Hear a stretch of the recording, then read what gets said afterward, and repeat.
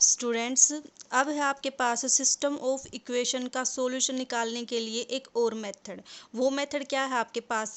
कोलेस्की method. उसको कोलेस्की method भी बोल देते हो और स्क्वायर रूट मेथड भी बोल देते हो। ठीक है, तो पिछले सभी मेथड्स की तरह इसके लिए भी क्या है आपके पास?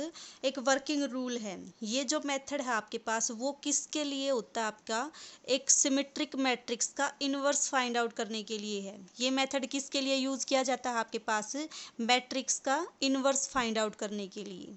ठीक है, इनवर्स फाइंड आउट अगर आपको करना हो तो इस मेथड से फाइंड आउट करना पड़ेगा। और वो मैट्रिक्स कैसी होनी चाहिए आपके पास? सिमेट्रिक। तो अगर आपके पास मैट्रिक्स सिमेट्रिक है और आपको क्या फाइंड आउट करना है? उसका इनवर्स फाइंड आउट करना है, तो किस मेथड से फाइंड आउट करोगे? कोलेस्की या फिर स्क्वायर रूट मेथड से। ठीक है, तो इसके लिए आपके पास क्या होगा? एक मैट्रिक्स होगी जो क्या होगी? सिमेट्रिक मैट्रिक्स होगी। आपने मान लिया ए आपके पास क्या है? सिमेट्रिक मैट्रिक्स है जिसका हमें इनवर्स फाइंड आउट करना है। तो इसके लिए हम क्या करेंगे? एक लोअर ट्रायंगुलर मैट्रिक्स लेंगे एल।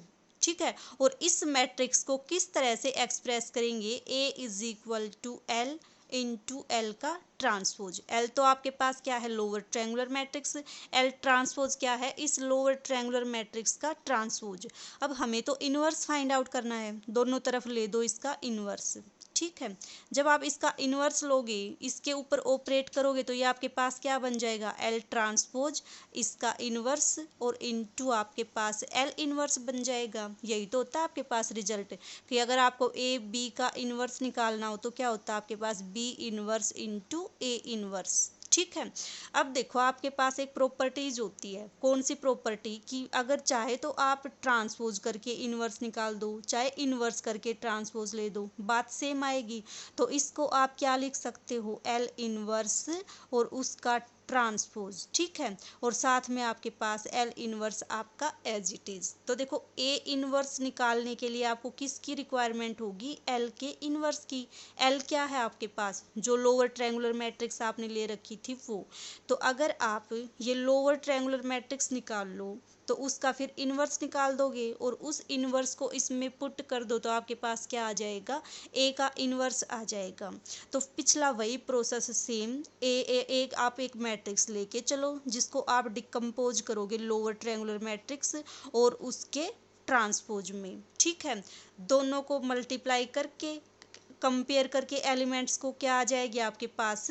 ए L into L transpose matrix का जब एलिमेंट को आप कंपेयर करोगे तो आपके पास एल मैट्रिक्स आ जाएगी। वो जो एल मैट्रिक्स आएगी उसका इन्वर्स आप मान के चलोगे कि एल स्टार आपके पास क्या है? इन्वर्स है। तो अब आपको पता है कि जब किसी मैट्रिक्स को उसके इन्वर्स से मल्टीप्लाई करते हैं तो क्या आता है आपके पास? आइडेंटिटी आती है। तो आप क्या मान के चलोगे? एल, और आपके पास एल ट्रांस स्टार ना लेके इसको एल इन्वर्स ही ले दो, कि एल अगर आपके पास कोई मैट्रिक्स है उसको उसके इन्वर्स से मल्टीप्लाई करोगे तो क्या आएगा? आइडेंटिटी आएगी। आइडेंटिटी आपके पास नोन है। एल का मतलब जो आपके पास लोअर ट्रायंगुलर मैट्रिक्स है वो, उसको आप कंपेयर करके निकाल लोगे तो एल भी आपके पास नोन है। यहाँ से मल्टीप्लाई करके आप क्या इवेलुएट कर लोगे? एल इन्वर्स इवेलुएट कर लोगे। उस एल इन्वर्स की वैल्यू यहाँ पुट कर दो, आपके पास क्या आ जाएगा? ए का इन्वर्स आ जाएगा। एक एग्जाम्पल से देखो तब और अच्छे से क्लियर होगा। ये है आपका एग्जाम्पल फर्स्ट।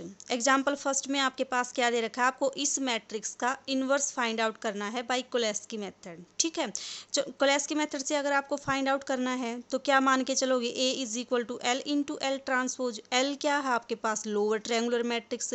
इसका ट्रांसपोज लोगे तो आपके पास ये किस में कन्वर्ट हो जाएगी? इसमें कन्वर्ट हो जाएगी। अब आपका वही process, A is equal to L L transpose लेके चलो, दोनों को मल्टीप्लाई कर दो, कंपेयर कर दो, आपके पास क्या आ जाएगी? एल मैट्रिक्स आ जाएगी। ठीक है, अब देखो अब हम क्या फाइंड आउट करेंगे? एल इन्वर्स फाइंड आउट करेंगे। एल इन्वर्स के लिए आपने मान लिया कि आपका जो एल इन्वर्स है वो क्या है? ये आपके पास क्या रिजल्ट होता है कि अगर किसी मैट्रिक्स को उसके इन्वर्स से मल्टीप्लाई करोगे तो क्या आएगा? आइडेंटिटी आएगा। एल आपने इवेलुएट कर रखा है, एल इन्वर्स को आपने ये मान रखा है, आइडेंटिटी आपके पास ये होती है। तो अब इसको हम फिर से क्या करेंगे? कंपेयर करेंगे। तो आपके पास ये सारी एंट्रीज आ जाएंगी। ये एंट्रीज आने का मतलब आपके पास एल इन्वर्स आ जाएगा और एल इन्वर्स की वैल्यू आप यहाँ पे पुट कर दोगे तो आपके पास क्या आ जाएगा? ए का इन्वर्स आ जाएगा। तो देखो इसको कैसे कंपेयर करोगे?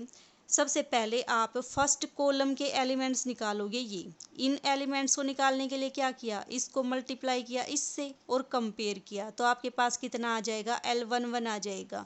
जब आप इसको और इसको मल्टीप्लाई करोगे तो आपके पास क्या आएगा, 2 times of L11 plus 1 times of L21। L11 आपने निकाल दिया, यहाँ से आपके पास L21 आ जाएगा। फिर जब आप इसको और इसको मल्टीप्लाई करोगे तो A31 की वैल्यू आ जाएगी। तो इस तरह से आपने क्या किया, फर्स्ट कॉलम के एलिमेंट्स को इवेलुएट कर लिया। अब किसके एलिमेंट्स को इवेलुएट करोगे, सेकंड कॉलम के एलिमेंट को। सेकंड कॉलम के जो एलिमेंट हैं उनके लिए क्या किया आपने, इसकी और इसकी मल्टीप्लाई की, ये तो 0 आ जाएगा। जब इसकी और इसकी मल्टीप्लाई करोगे आपके पास, तो आपके पास क्या आ जाएगा, ये आपके पास आएगी ये इक्वेशन। ठीक है, यहाँ से आप इन सभी वेरिएबल्स की इसी तरह से क्या निकाल लोगे, वैल्यू निकाल दोगे। ठीक है, जो भी वैल्यू आए उसको क्या करो, इसके अंदर पुट कर दो, तो आपके पास क्या आ जाएगी, L इनवर्स की वैल्यू आ जाएगी।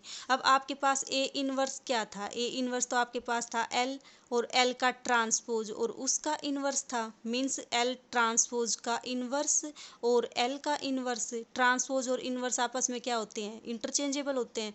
तो L इनवर्स उसका ट्रांसपोज और आपका L इनवर्स।